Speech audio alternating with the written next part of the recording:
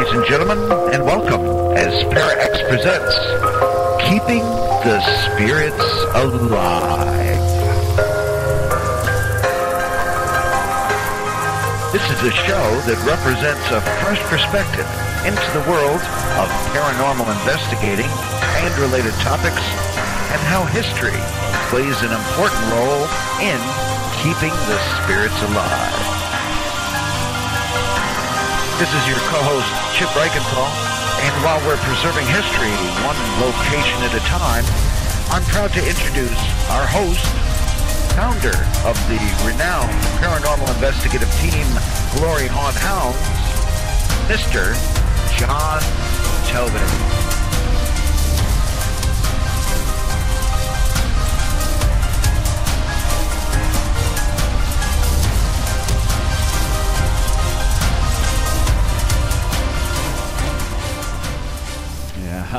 Hey, everybody. Hey, everybody. Happy Monday. Hey, right next to me I have the star of Equipped.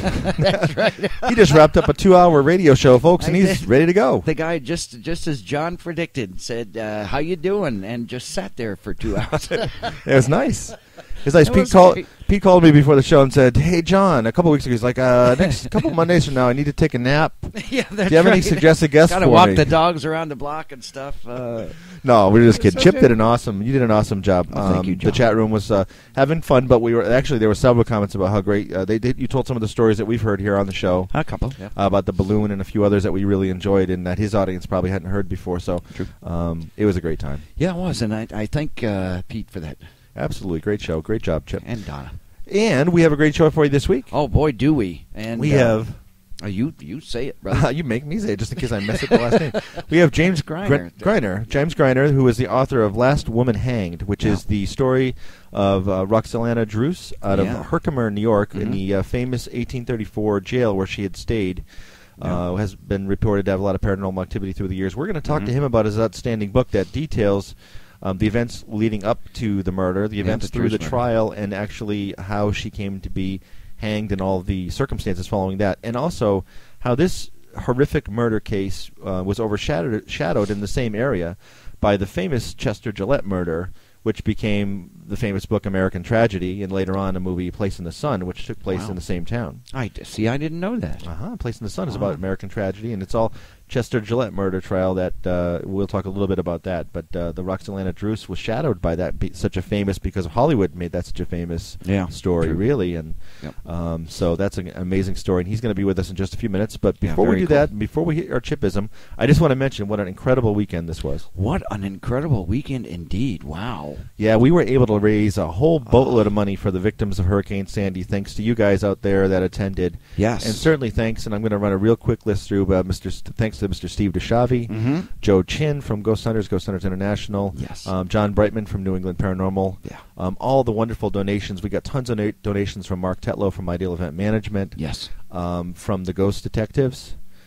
We got some great donations from the Travel Channel, and just and all the guest celebrities involved donated things as well. So and a good movie. And a great movie. Please talk with me. We get the Capital area screening premiere of this movie. Very proud to say that. And everybody that attended, I believe, had a great time. Fantastic location, fantastic people. We raised a lot of money, and not a single regret in how quickly I had to put this together with the holidays coming up, but it worked out beautifully. Yeah, absolutely. And I'm going to basically say a little bit more about that. What John said, except a lot longer.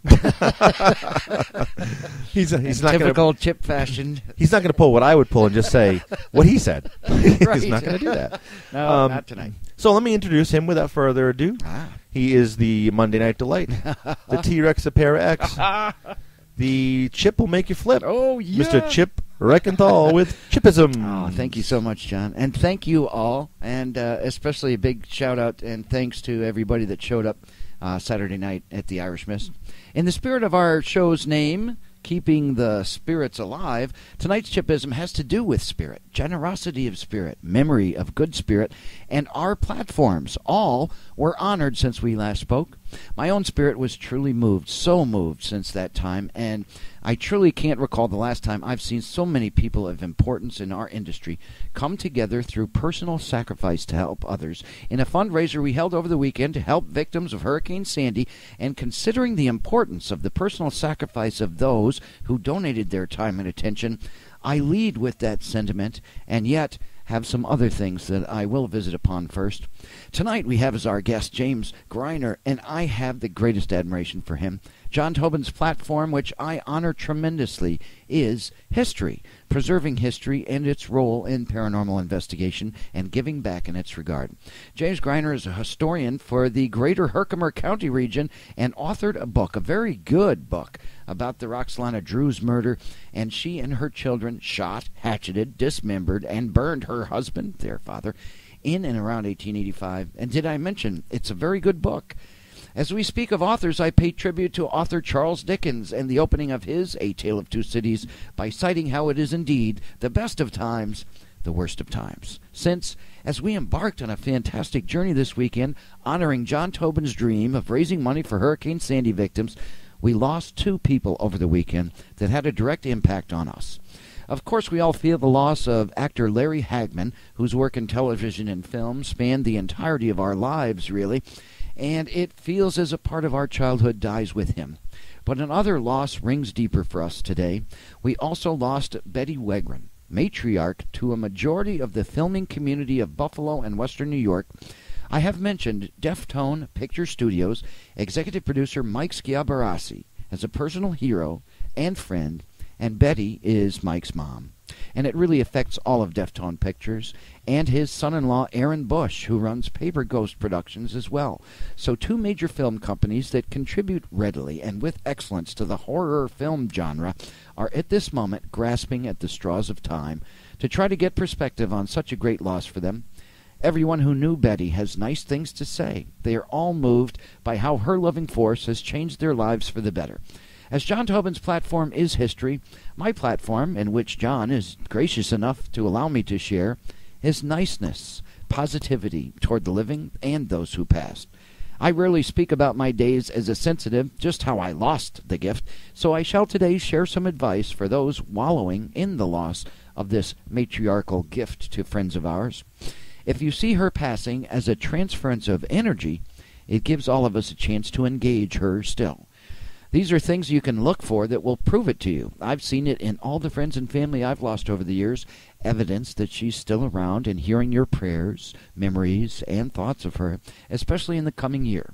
Look for small items of hers like pictures, memorabilia, jewelry, and such to be in one place at the beginning of the day and a different place at day's end. Pockets of very cold air, about the size of a basketball, to move around a room that you're in. Smells, too, are very common. Something that you smell that you associate with her and only her, like perfumes, baked goods she might have made, tobacco if she's a smoker, things like that. Know that now she can offer you love, help you heal, hear your thoughts to her, hear your troubles, and send loving energy to help you, much as she would in life. This is not an end, just a shift in energy.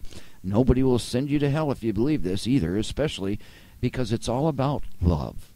Love is a big part of niceness, kindness, positivity, all of which are platforms that I have the gift of sharing, thanks to John Tobin here. Now, John helped us help a lot of people over the weekend, and we really saw the best in people, especially those who donated their time for our event. Steve DeShavi of Travel Channel's The Dead Files donated his time, gave valued time and attention to all who came to the event, showed me pictures of friends of his and what's left of their homes in the areas hardest hit by Superstorm Sandy. Pieces of rooftop are all that's left of the home of one of his best buddies. He lost some items around his home, too, and dropped everything to help John Tobin cap off my bucket list and sign autographs and shake hands. Steve has to be the most stand-up guy I've ever met, and we are honored to call him a friend. Joe Chen of Ghost Hunters and Ghost Hunters International really impressed me, especially since he's such a nice, gentle guy who has a true interest in the paranormal that leads his focus. He's not a fame whore. He's a guy who had a real interest in life after death that really just happened to be near the area where TAP's team started, and he brings all good things to our world, including donating his time to the event. Mark Tetlow, he helps our craft become much more accessible, and he came in for a while and donated a lot of very valuable items. It's honored to shake his hand and meet him in person. John Brightman from NEPR, New England Paranormal Research, brilliant, very talented, very nice, gave a great presentation, generous with his time and the items he brought for donation. The filmmakers of our favorite haunting movie, Please Talk With Me, all broke family plans to bring the film and themselves to the event. It proved that this movie is so special because of those who made it. Director Mara Katria, producer Bill Edwards, and subject John Jeff Unger, and the man himself, Chris DeCesare, really did sacrifice to bring the film to us. We all came into this event with our own platforms and ultimately demonstrated niceness, positivity, kindness, and generosity of spirit. Paranormal teams everywhere have been given more credibility and more unity thanks to John Tobin and his dream, and I'm so happy his generosity allows his co-host a platform of positivity and the chance to thank them and him. Honoring author Charles Dickens again, before we honor James Greiner, I say, God bless us, everyone. John. Thanks so much, Chip. Again, another wonderful Chip-ism. Yeah, and thank you, brother. And, of course, just like last week, all I heard you say was fame whore. Yep. That's it. I don't know. No, I'm just kidding. Without further ado, let's bring on our guest. What do you say? Yeah, that sounds good. James, are you there? Yeah, I'm right here. All right, excellent. Welcome to the show. Thanks so much. Okay. We're really glad to have you join us. Well, your voices are going in and out, so I can only hear one of you at a time. Oh, okay. That'll be John then. I've talked a lot tonight, so I'll shut up. Yeah, Chip always talks a lot, so I'll talk for a little bit. Okay. If you don't mind telling the folks out there that are listening a little bit about yourself and what you do before we get into the book. Well, this is my third book. It wasn't my first. I've done 2 books on the Civil War before I started this one, and this is my 29th year as an American history teacher in the West Canada Valley school system. So I've been teaching for a long time and then writing at the same time, and that keeps me pretty busy. This book here was not quite by accident. One of my daughters actually suggested that she said do something that write something I'll read, because she didn't really like Civil War, and so she was reading a Stephen King book, and I said, yeah, but you read that stuff. I said, that's a horror story. She goes, well, yeah, write something like that. So that's how I got started on it. I knew this case because everybody knows the Roxalana Druce story. I mean, the woman who was hanged behind the jail, we've always heard that story. And I said, well, okay, so I got down to the Historical Society, which, you've got to start there, and talked to Sue Perkins, who's the director, about, is there information, what do we have? And is there enough, you think, for a book? And so we really didn't know at first, and so we started piecing a lot of it together. Fortunately, we have the trial transcripts, and that's really important, okay? There's so much information in there that you can draw from that. And I based a lot of it right out of what was in the transcripts, okay? So that's how I got started on it.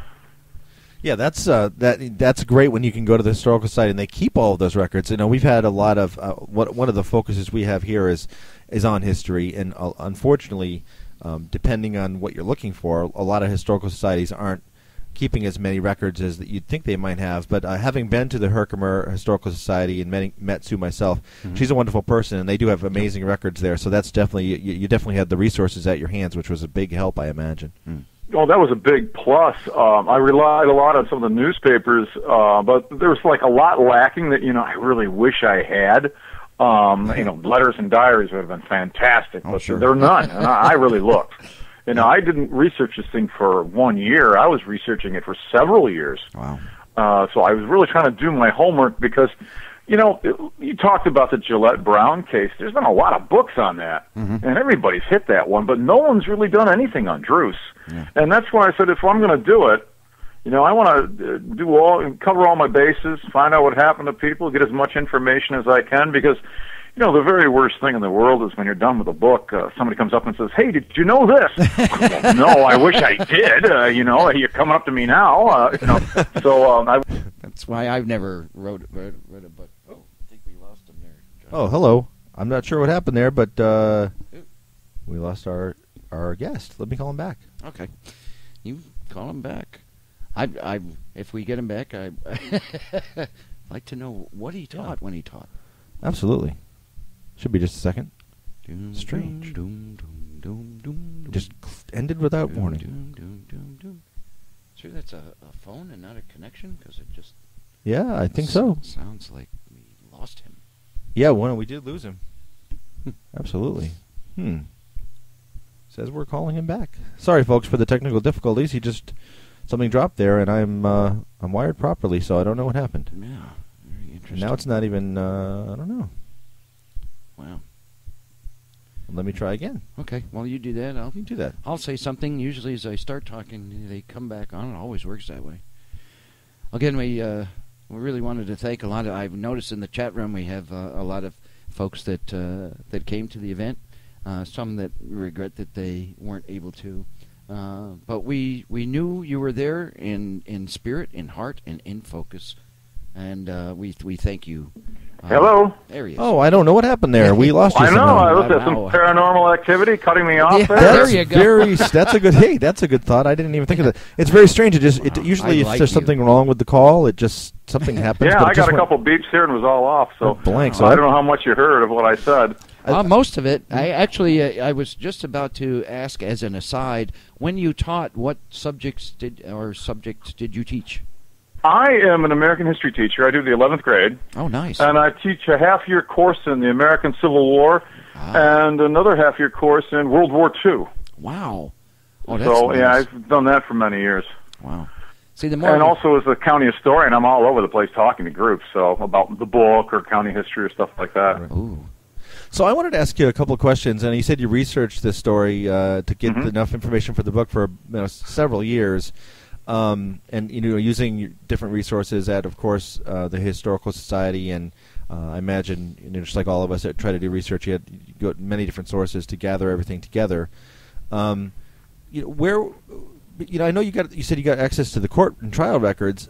As far as formulating, the events that led up into including the murder itself, where did you gather that information from? As far as the events and how they took place, was that strictly from the court records, or were just various sources? Well, basically, I went two ways with that one. There was a lot of information in the court records, but don't forget, in those days, they did what was called a coroner's inquest. And the way I describe that to people is, like, remember the old Perry Mason show when we were growing up? Yep. When Perry Mason was doing those cases?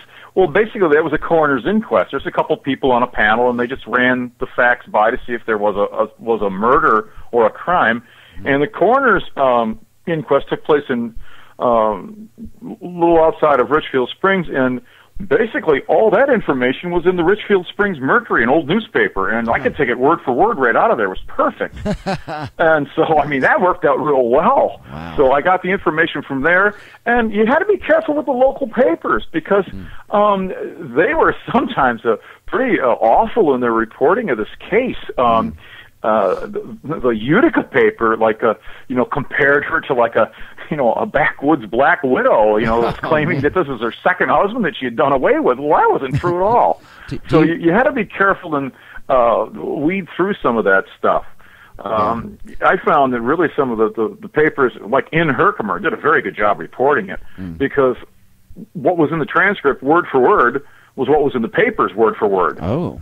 So you had some really good reporters in those days, so that helped out a lot. Did you get a sense that any of the newspaper information, aside from word-for-word transcript, was at all yellow or sensationalistic? Oh, definitely. The New York Sun was dreadful. They were just something else. And like I said, the ones further away from the valley sensationalized it more. I thought. I thought the Valley papers did a fair job reporting the whole trial. And like I said, every now and then there was just a little bit of trivia in there that told you about these people that helped you, build a better story. I thought. Right. if there's anybody out there that's not familiar with the Roxalana Drews case, can you give us a little bit of information? Now, she was the last woman hanged in New York State, but give a little bit of information of, I guess, what the Drews family household was like leading up to Bill Drews' murder. It was just a regular horror story. She came from really the New Hartford area and came to pick hops which was a big thing in those days. Hop picking, for all the beer breweries around here. They needed hops, and it was a time for everybody to gather at farms and stuff like that. A lot of city people went, for a couple of weeks and stayed at farmhouses, and, basically they had a big party at the end. But she gets wrapped up with this Bill Druce, who was, many years older than her, and they get married, and they settle on this farm, and the farmhouse is located on a road called, and the road is still there today, and it's still called Hogsback Hill Road. And it was just a ramshackle farmhouse, and they had a hand-to-mouth existence for years. There were 2 children. One had died in infancy, but not infancy. She was about 10 years old when she died. And there was Mary and George, those were the 2 children, and they were living at the house, and so was a cousin, Frank Gates. Was that the dim-witted one? Pardon me? One of the transcripts mentions a dim-witted youth among them. Was that the cousin? Oh, well, yeah, they tried to say that Mary was dim-witted because one of the newspapers was portraying her as basically mentally retarded because all throughout the trial, she stared at the floor. She wouldn't get eye contact with anyone. Like she was almost aloof from everyone. Well, she was probably scared to death. And don't forget, in those days, and a lot of people don't know it, that when you sat at a trial, the jury box was there naturally, but at the front of the courtroom was the prosecutor and the defense attorney. Your client did not sit with you. Oh, they sat off to the side in what was called a prisoner's box. Right. A big enclosure, but it was directly across from the jury. How intimidating is that? Yeah. That's kind of Perry Mason-esque too, yes. right? Yeah. So that was probably Mary was probably just afraid to look at these people. And don't forget, it was an all-male jury too. Yeah. Oh boy. So they didn't have women on the juries until the 1920s. Right. Yeah. So, but anyways, they lived in this hand-to-mouth existence. In December of 1884, I mean, they must have been at odds. And we still don't know, all the details, but according to the trial transcripts, there's a huge argument that took place, and she shooed the boys out of the house and told them to go sledding, and they thought, what the heck, let's get out of the house, because, Mom and Dad are screaming their brains out, and also they heard gunshots, and by the time they got back to the house, here they're, Bill Druce is lying over the table, grievously wounded, and finally, Roxalana just grabs the axe that she was threatened with, and the daughter pulled the father away from the table, and the last words Bill Druce said was, "Oh, Roxy, don't," and she took that axe right down and just, beheaded him right there. He was still alive. Yeah. Wow. And then they just, what are you going to do? It's December. Yep. The ground's frozen. A foot of snow out there. What are you going to do with a body? So I don't know how she ever got that in her mind, but she was going to incinerate it. Yep. And so they dragged it into a parlor, chopped it to bits, and then fed it to the stove. Yep. And that is what got the neighbors all suspicious, because let's face it, that stink went all over the area. Wow. And the smoke coming out of that chimney was just awful. So the neighbors knew something was going on, and it wasn't until later on in January that finally the authorities came up to do an investigation and arrested her. Wow, that long. Yeah. She tried. Well, she tried to make up all sorts of stories and try to get out of it. Yep. Bill's gone to New York, Bill's gone here, Bill's gone there. She had fake telegrams to show for it and the whole bit. And finally, the district attorney came up and said, "This is it," and they arrested her. Through the years, there were all kinds of crazy rumors as to what she did with the body after the murder. I mean, I've heard stories. No, there's no problem with that one, because they found the bone chips in a swamp, and they recovered them because that was Exhibit A at the trial. Oh, no kidding. If you see in my book, that photograph there is the photograph of those bones. Wow. Okay, but it was, like I said, that's all they had of the body. Wow. And so and those bone chips aren't very big, so she must have pulverized this. I mean, I've heard stories through the years that as folklore goes, that obviously weren't true, but that she butchered up the body and fed it to her children and all kinds of grotesque stories. No, fed it to the pigs. That was fed the it one. to the pigs. That's the one. Right. Yeah, and the best part is there's only one hog on the farm. Oh, wow. So no, I don't think it was there. It went in the stove. Yes. And then when it was all done, she took the residue, the bone chips and ashes, and put them in a big bed sheet, and then she took the carriage ride out and threw it by the swamp, and then continued the carriage ride into Ridgefield and placed a telegram to her own brother, saying, "Hey, tell Bill to come home. I need him." Wow. And that was her.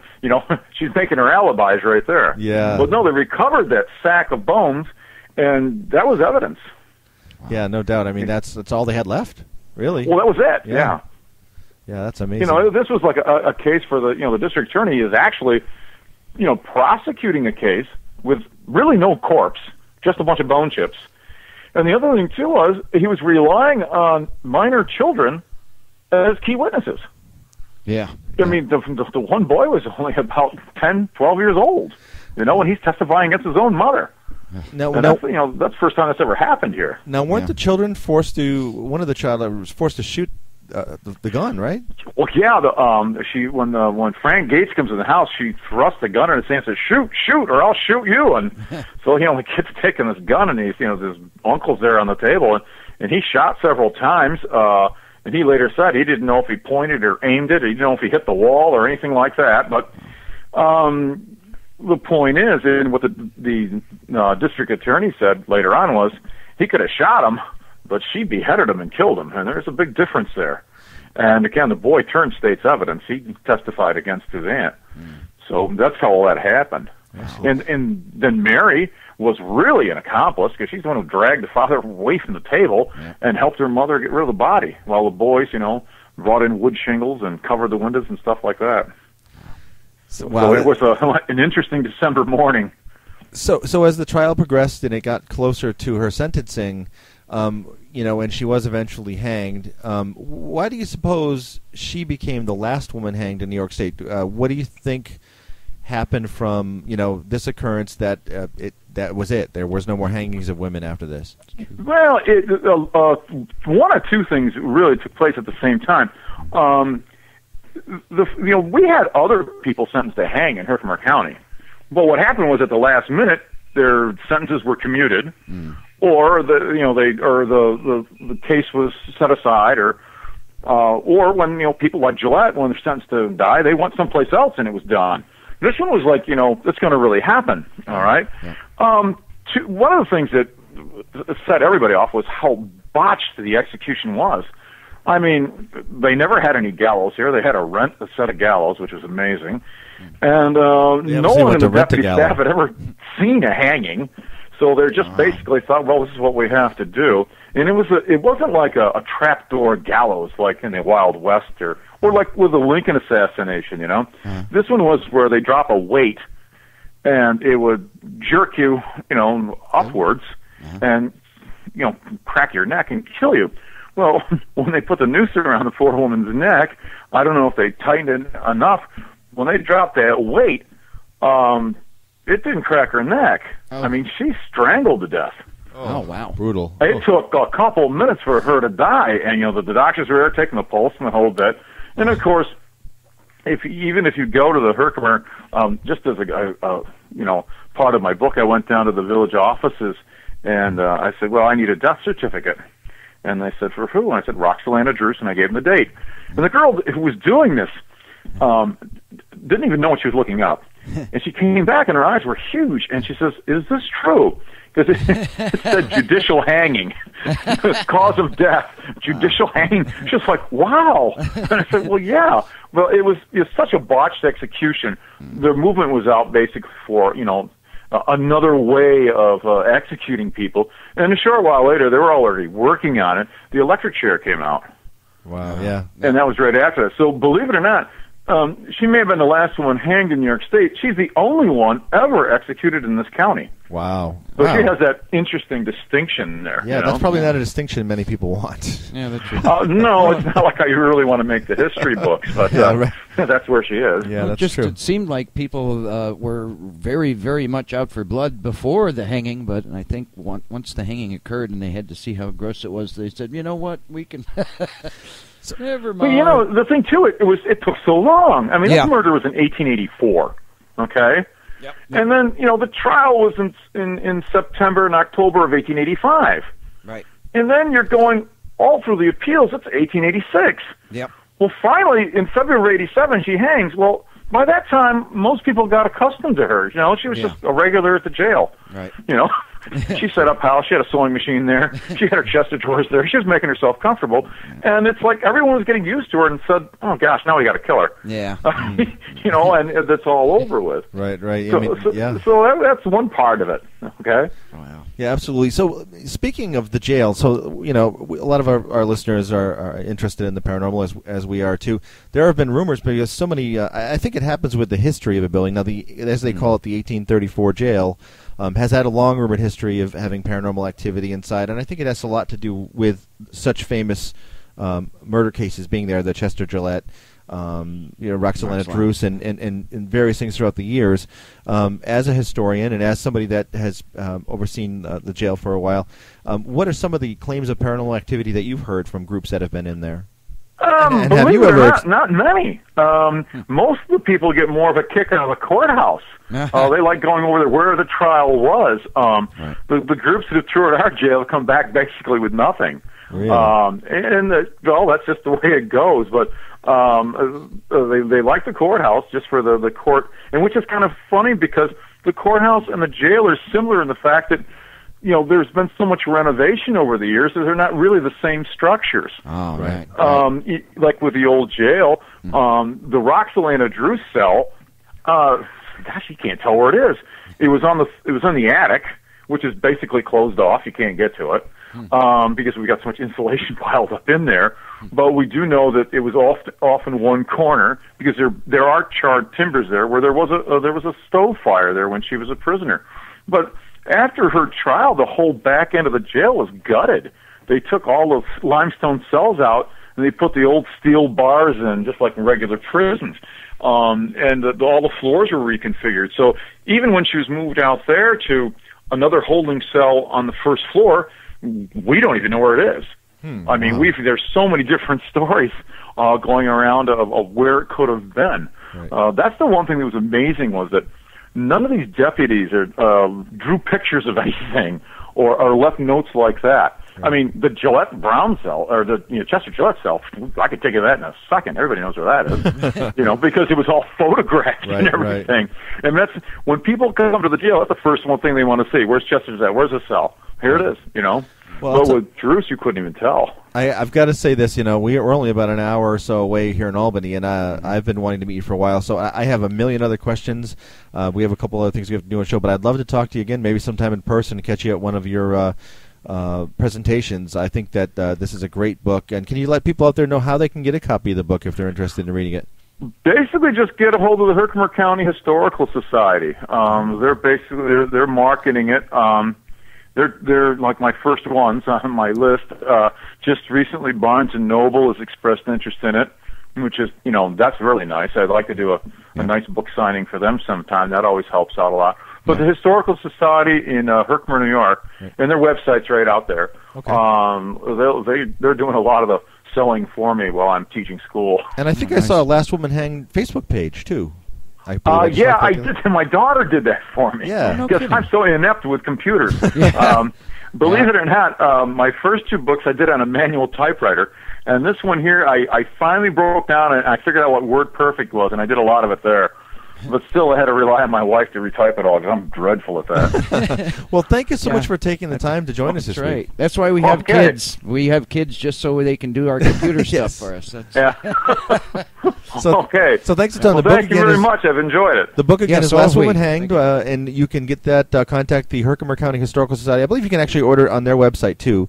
I got my copy in person down there, so I will definitely be in touch, and I'd love to talk to you again. Thanks so much for your time tonight. Have a wonderful evening.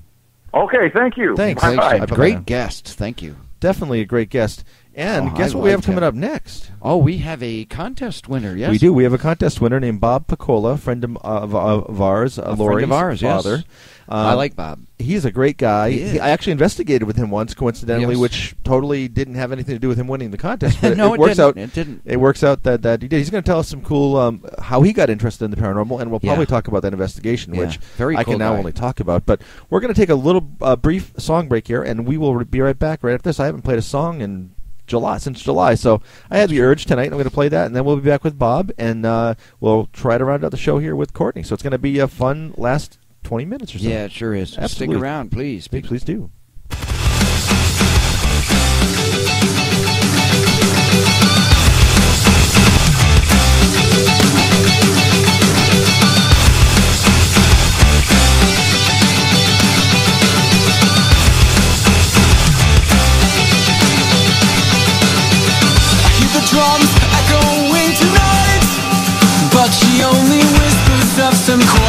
conversation. She's coming out at 12:30 flight. The moonlit wings reflect the stars that guide me to salvation. I stopped an old man along the way, hoping to find some forgotten words or ancient melodies. He turned to me as if to say, hurry boys, it's waiting there for you. It's gonna take a lot to drag me away from you. There's nothing that 100 men or more could ever do. I bless the rains down in Africa. Gonna take some time to do the things we never had.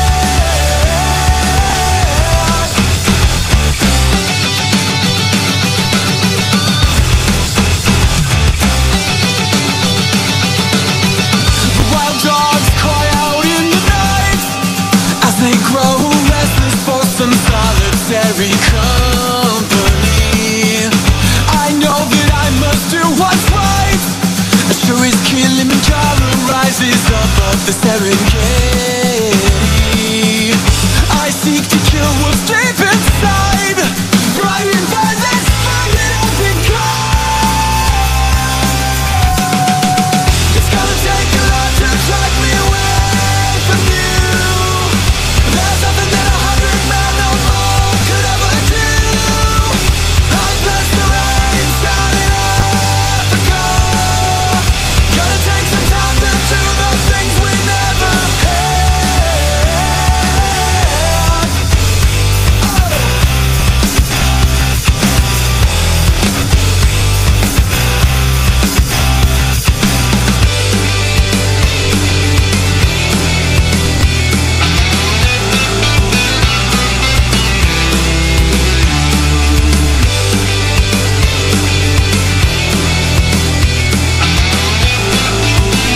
Hurry boys, it's waiting there for you.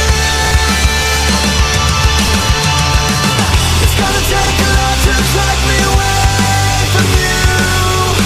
There's nothing that 100 men or more could ever do. I bless the rains down in Africa. I bless the rains down in Africa. I bless the rains down in Africa. I bless the rains down in Africa. Gonna take some time to do the things we never had.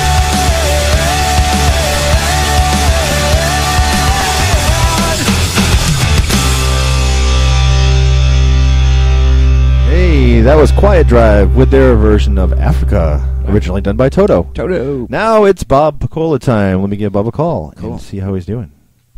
Yeah, that was kind of a neat thing. One of our earlier engagements. Definitely. We had a raffle, and this is our raffle winner. Got a chance to be on the Keeping the Spirits Alive program.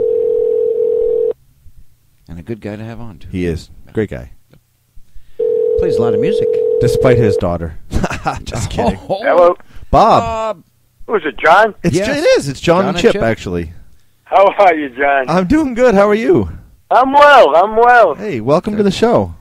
Yes. Well, thank you. I appreciate it. It's been a busy week. I tried actually to get in touch with you, but I know everyone was on the run this past week. Oh, How my was your gosh. Thanksgiving? It was great. How was yours?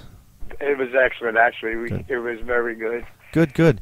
Yeah, we had a crazy week between Thanksgiving and running around getting my son, and then we had the big fundraiser that this weekend, and oh my gosh! And I got your call, and I think I tried to let Lori know that I got your call, and then I'm like, oh, I wanted to call you back, and I'm like, oh, tonight I was thinking about it. I'm like, you know what? I never called him back. I hope he knows that I've got his number. So.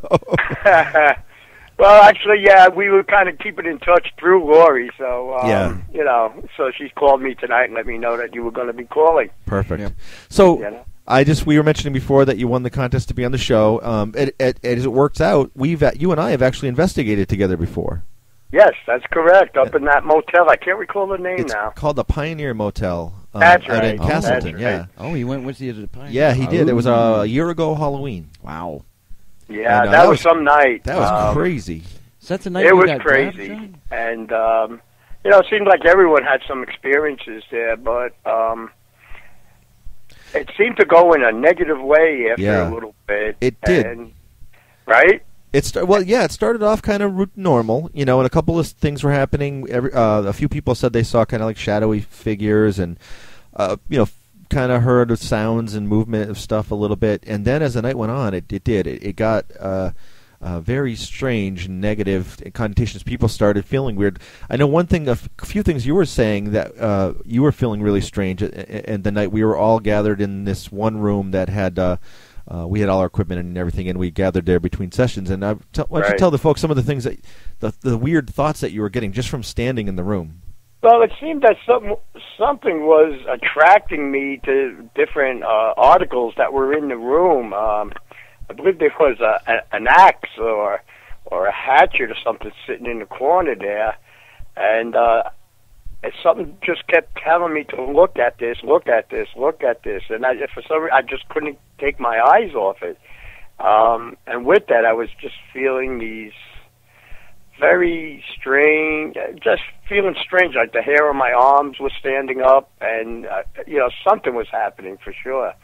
But what I noticed that night was that, usually if a negative entity or whatever is trying to get a hold of you or get, involved, like an it usually attachment. tries to separate people out, know? But this thing seemed to, when we were all together is when it really kind of accelerated its actions. Well, here's something that I'll mention that I mentioned before, and then one thing I haven't really brought up before. But one of the things that happened to me, and I have mentioned this, is I was in one room, and I think it was with you. I see if you remember this. I think it was you because I said, and we talk about this a lot on the air, but it's not related. Something zapped me in the back of the leg and went into my body like an electrical shock. And I jumped. I went, "Whoa!" And I looked at you. Right. And I said, "Bob." Yeah. I said, "Bob, just you didn't just grab my butt, did you?" And you're like, "Nope, I definitely didn't do that." And so we have a joke on the show about butt pinching ghosts, but that had nothing to do with it. This was definitely. That was the first night I met you. I think that's right. You'd at least buy me dinner before you did that, right, Bob? At least. So we were. It was the weirdest thing. It was like it seriously felt like someone like you stick your finger in a light socket kind of feeling, and it zapped right through my whole body. Wow. And everything for me got much more negative after that, and actually for probably a good month or so afterwards, things were really kind of dark. And after even leaving the place, so it was really well, that night with the ghost box, I think we had one there that was running, and I know a few times it had said my name, "Hey Bob, hey Bob." Yeah, absolutely. Which kind of shook me a little bit, And it was just to be singled out that way. Yeah, it did say "Hey Bob" 2 or 3 times, and I also remember it yelling, like in a yelling voice. I heard "priest" yelled towards one of the guys that was there that at one point had been an ordained minister. So that's right. Yeah, that's correct. Yep. So that's that was right. very threatening sounding voices coming through the spirit box, which was very direct. And like you said, it did say "Hey Bob" 2 or 3 times. Yeah, so and that is unnerving when you hear your name being spoken like that. Especially in a negative tone. The tone definitely wasn't a friendly sounding voice, No, it wasn't a happy person, that's for sure, or happy whatever. Definitely. So how did you first become interested in the paranormal? I believe you mentioned to me before that you had some things happen when you were pretty, a lot, younger, many years ago. You had some stuff. Well, yeah, and actually up to the recent time, but basically started in about when I was 7 or so, and my brother, a year younger than me, had passed away, and the night that he had passed away, I had seen him in my window of my bedroom, and of course, at that age, I was all upset and everything, and nobody really believed me, but everybody said I was just dreaming and things like that. But at the time when that happened, my parents hadn't told me that Michael had passed away yet, and I didn't find out till the next morning. But from that time forward, I've always seemed to catch glimpses or hear things, hear steps or talking, and I couldn't put it together, And I never really told anybody because everybody told me that, oh, you're just hearing things or you're dreaming or something like that. But I would always see things out of the corner of my eyes, and when I would look, nothing was there. And then I guess later, fast forward out to like 73 or 74, I was playing in a band, and we were doing a show out in OBI East, a club out in the east end of Long Island. And there was a few of us from the band in this one car, and then there was a couple cars that had left ahead of us. And the driver, Steve, was telling us that we were going over this little bridge, over this little canal. I really, at the time, didn't know where the heck I was. And as we were going over this bridge, he was saying, this is the bridge where those kids got killed like a couple months ago or something. And he said that, and a second later, I was in the front passenger seat, and my door just flung open, and it wouldn't close. I was trying to pull it close, and it wouldn't close. So as Steve went to pull over, we're looking at each other like, what the heck? And as soon as we pulled over, the door slammed. Boom, closed. It just closed. So we went and did the gig and the show, and then on the way back, we were staying in a motel. And on the way back to the motel, all of a sudden Steve is saying, something's following us, something bad's following us. I can't look, something's following us. I can't look in the mirror. And I kept turning. I'm saying, what? Yeah, I don't see anything. There's nothing back there. We get to the motel, and we get out of the car in the parking lot. We get out of the car and kind of walk around the car to go to the room. And the whole back of the car is like smashed in, crashed. And, we're all kind of dumbfounded, just looking at each other like, what the heck is going on? So with scratching our heads and all, we went in and slept and whatever. And then the morning we came out, and the car was fine. There was nothing wrong with the car. And actually with Steve, I had a few more encounters with him in the next year or so. And it always seemed to be when Steve and I were together. And then finally the band broke up, and I really lost touch with them.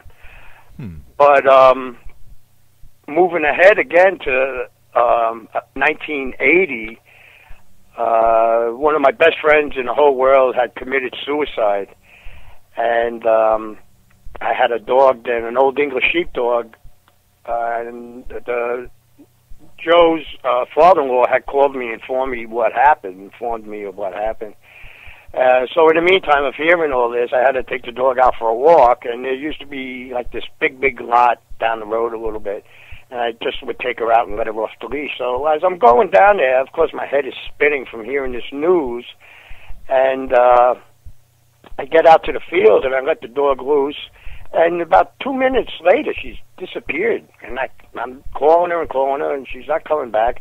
So I start walking out towards the field, and all of a sudden I start hearing this like whispering sound, like a sound, and I'm looking around, and out of the corners of my eye I'm seeing someone stand there, but when I look, they're gone. And it just dawned on me. I just said, Joe. I said, Joe, is that you, Joe? But I couldn't, I heard whispering like this, but I couldn't make out exactly what they were saying. And that went on for about probably, I don't know, maybe a minute or 2 minutes maybe. And then it seemed to have just lifted and gone away, and the dog appeared then out of nowhere.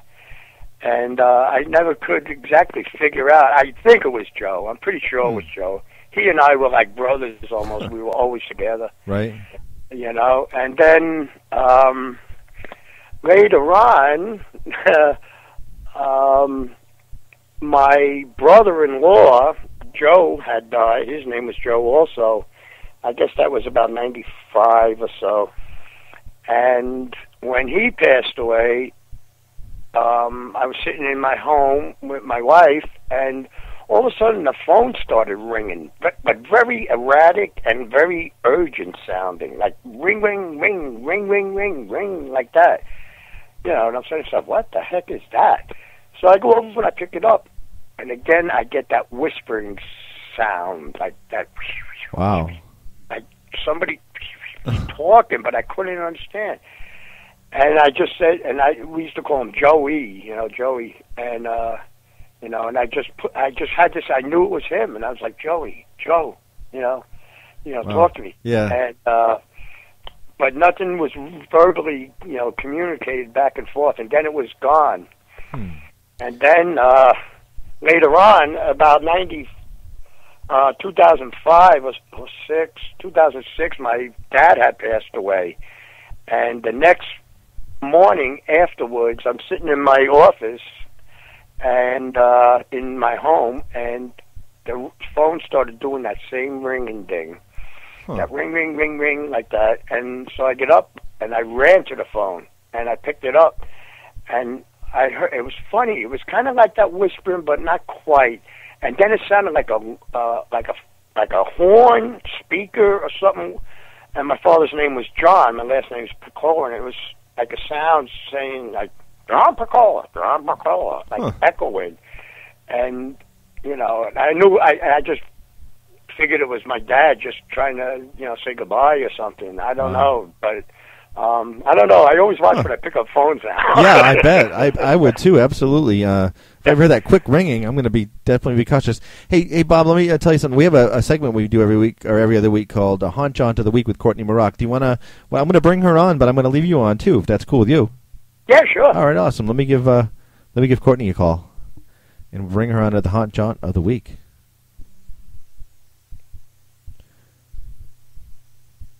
She should be answering any minute now. Courtney. Yes? Hey, how are you? Good, thank you. How are you? It's good. It's John and Chip, and we have a special guest this week, Bob Picola. I was listening to him. Yeah, he's got some awesome stories, and I definitely am going to have him on again because not only did he win the contest, but those are some awesome...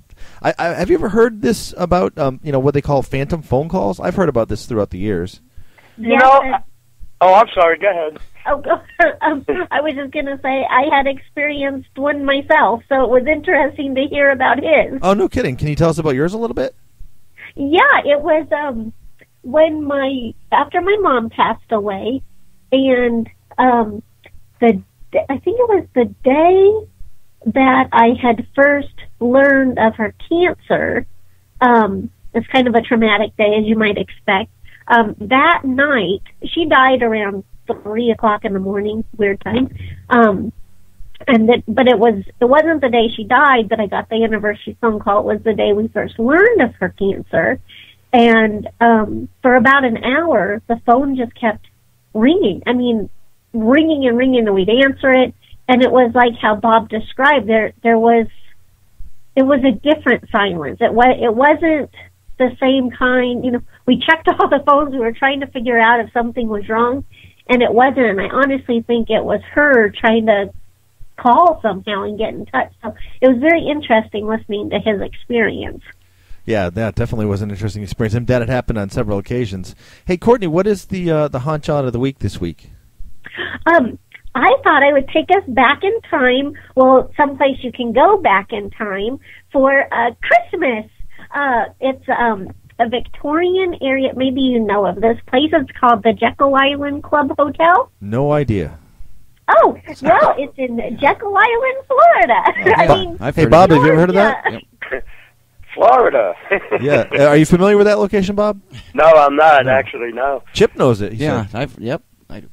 Yeah, so it was the Jekyll Island Club was founded, I think it was built like 1886. Don't quote. It's around that time. I don't know if it was started then or completed then. I think it took about 2 years to build. Mm-hmm. And the thing I like about this, it was built by a lot of like J.P. Morgan. I mean, it wasn't built by them, but they frequented it. J.P. Morgan, Rockefeller, Carnegie, and the club is now a hotel, but they had cottages, put, quotations around that. All of the millionaires had these cottages built on this island, which are all mansions. They're Victorian era mansions. Mm-hmm. And that's where they would go in summer for about a month or so. Nice. In, like August time period, July, August. And now it's a hotel, and you can tour some of the cottages.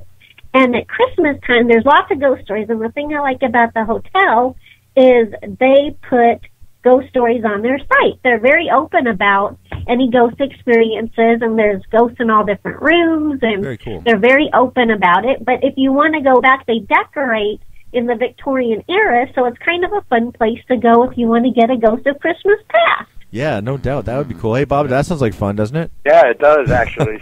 Hey, no, Courtney, what Courtney does, she has a website called hauntjaunts.net, and she talks a lot about famous haunted places all around as a travel blog. She does, so places you can travel to and see. Best website to go to for good ideas for haunted travel locations. Yeah, have you ever traveled to any places outside, have you ever sought out any places you've heard to be haunted? Just check them out, Bob? No, actually, I haven't pursued it other than what I've been doing with Lori, my daughter lately, and catching up with you guys. Yeah. But no, I haven't actually traveled about. I know she's gone down to Gettysburg, my daughter Lori, a few times. Yep. Mm-hmm. And come back with some interesting things. And Courtney was just talking last week about Gettysburg, weren't you? 2 weeks ago, or when we had last week. Last week was 2 weeks ago. Last time she was on, Yeah, phenomenology. Yeah, for phenomenology. Hey, Courtney, well, as long as we got you, I really want to thank you for all your help with our event last weekend and getting some extra attention for it and donating to the cause and helping some people win some tickets. Sure. Was it such a great... It looked like I was kind of following some of your Facebook posts. It looked awesome. Yeah. It was an amazing event. So next time you gotta join us. Yes. Okay. We'll get you up here somehow. Yes. That would be awesome. That sounds like a plan. Yeah, definitely.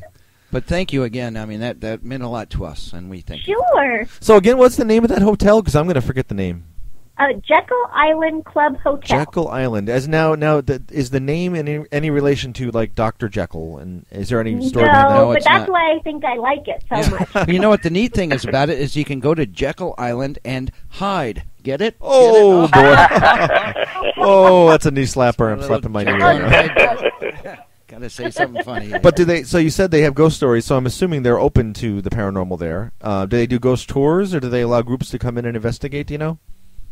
I don't know that. I was going to look into that a little bit more. I believe probably around Halloween they might have some kind of tours. Yeah, it's. I think it's one of those places where if you put up enough money up front, they'll give you anything. That goes without saying. I'll investigate in the White House if I put up enough money. Any money. Yeah, that's why I can't get anywhere. Right? We'll just borrow money from you, right, Bob? Yeah, Bob will pay. We can get together and do a gig down there, Bob. That'd be great. Who's this, Chip? Yeah, that'd be great. I'd love to do that. I'd love to just get down there for the weather. Right? No sure. Kidding. Absolutely. No kidding. The heck with the ghosts. We're just going there for the beach and the weather. Especially now, it's freezing up here. Yeah, it's weird. Oh, yeah. I was on a roof all day today. Oh, wow. Putting a dormer together. Yeah, and better you than me. It was quite cold. Yeah, better you than me. Yeah, we were actually thinking about going there over the summer to cool down because it was so hot up here, I think you and I, Bob, were talking about that at the Irish Mist. Yeah, that's right. Let's go to Florida and cool down, and we'll start jamming down there. Yeah, exactly. There you go. So I sing, and Chip plays multiple instruments. So what's your best? What would you say your specialty is, Chip? Jack of all trades is my specialty. And Bob, do you play drums? Did I remember? I play guitar, drums, bass. Yeah. Courtney, obviously. See, I can anything in E minor. I've got. You got it. With guitar, for improv. Keyboards for me, guitars. For Courtney, Bob, do you play any instruments? Drums for John. No, I'll be your groupie. You're going to be a groupie? Yeah. You're going to do like background vocals. Doo-wop. You can probably doo-wop, right? Something like, ooh, doo-wop. Yeah. At my age, we need all the groupies we can get. That's right, man. That's right, brother. I hear you on that. Oh, boy. Hey, you guys, we're going to wrap it up because we have coming up next The Shadows, followed by Dark Sun Rising. Yes. And through Blue Topaz. Easy for me to say. Through Blue Topaz. Blue Topaz. And I will get that right. So those are the 3 shows coming up. So please stay tuned to them. Bob, thank you so much. We want to have you on again. That was fun. Yes. Yeah, that was great. Thanks, guys. Thanks, I appreciate it. And we are jamming soon too. Absolutely. Yep. And Courtney, thank you so much. We'll talk to you soon. Yeah. Sure. Thanks, guys. Good night, guys. Thanks a lot. Okay. Good night. Yep. Oh, that was awesome. Good night. Sign off. So thanks for listening. Thanks for listening Next to week, Lloyd Auerbach. Lloyd Auerbach. He's not kidding. He's really going to be serious. here. The He's greatest not kidding. mind in parapsychology here. Thanks so much again. Join us again next week on Keeping the Spirits Alive. Good night, everybody.